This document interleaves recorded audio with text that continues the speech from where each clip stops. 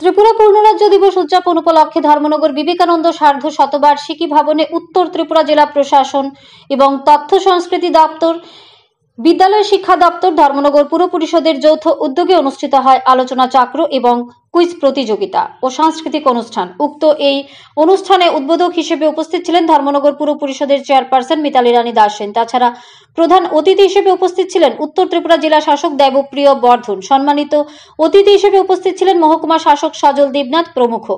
প্রদীপ জ্বালিয়ে এই অনুষ্ঠানের শুভ উদ্বোধন করেন ধর্মনগর পুর পরিষদের চেয়ারপারসন মিতালি রানী দাস সেন।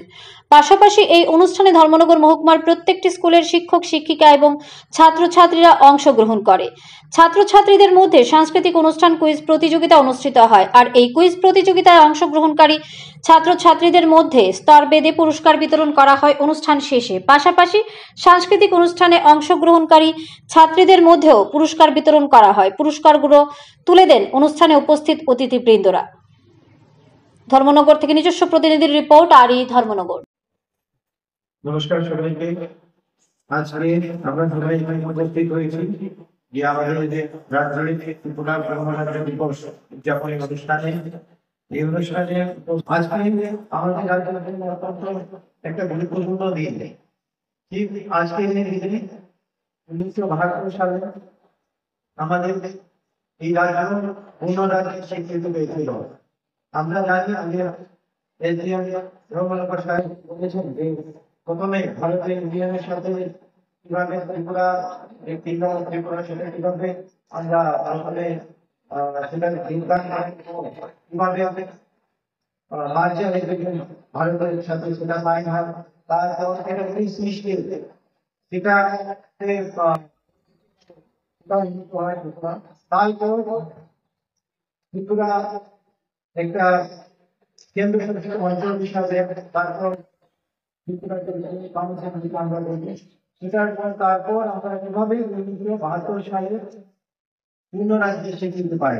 তো যখন একটা অঞ্চল পূর্ণ রাজ্যে স্বীকৃতি পায় তার সাথে যেমন বিধানসভা যেগুলো আগে ফর্ম করা হয়েছিল, কিন্তু বিভিন্ন জিনিস এটার সাথে পূর্ণ রাজ্যের সাথে আছে। সেটা হচ্ছে যে বিভিন্ন ধরনের প্রশাসনিক দিক, বিভিন্ন ধরনের যে আমাদের গভর্নমেন্টের ভূমিকা আছে আমাদের এই গভর্নমেন্টের এই সমস্ত জিনিস বিভিন্ন বিষয়ে আইন প্রণয়নের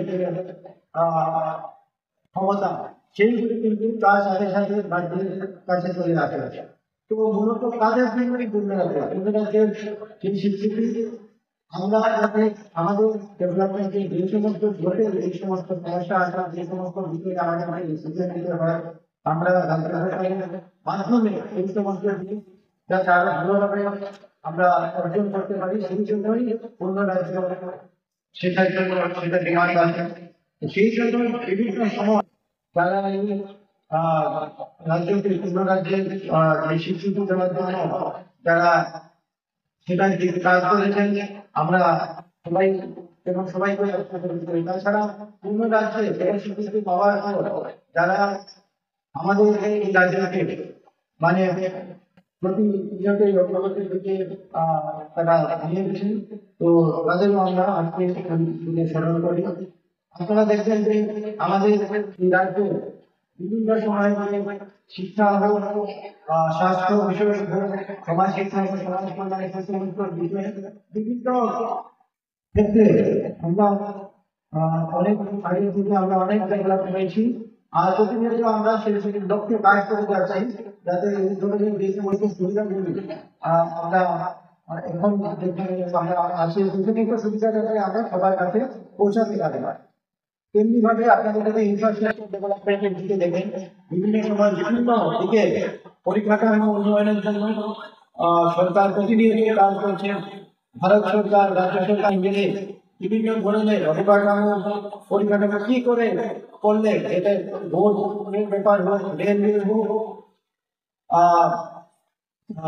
এয়ার সার্ভিস হোক, এই সমস্ত দিকগুলিতে সেটা কিভাবে যাতে ডেভেলপমেন্ট করলে আমাদের রাজ্যের মূল বিকাশ হবে সেই সমস্ত দিকে লক্ষ্য রেখে প্রত্যেকটা ফিল্ডে খুব ভালোভাবে কাজ করে